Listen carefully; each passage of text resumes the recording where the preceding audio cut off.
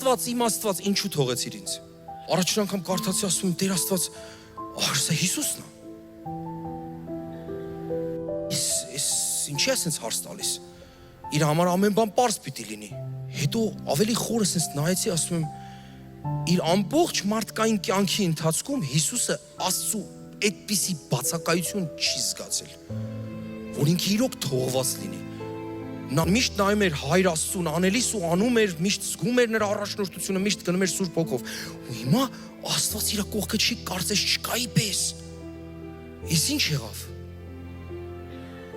Ինչն է պատճառը, որ հիմա Աստված իմ հետ չի։ Ու այդ աղաղակը ծնվեց իր ներսից դուրս եկավ։ Ամեն ինչ պարզ էր, կատարվեց, որովհետև մարդկության բոլոր մեղքերը Հիսուսի վրա եղավ։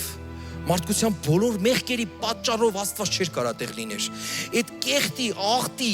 թե անցյալ, թե ներկա, այդ ժամանակվա, եւ թե ապագա այդ մեղքերը բոլորը Հիսուսի վրա էին։ Ուր որ Աստված չկա, այդ մեղքերի հորձանուտում Աստված չկա, Հիսուս ասեց կատարվեց։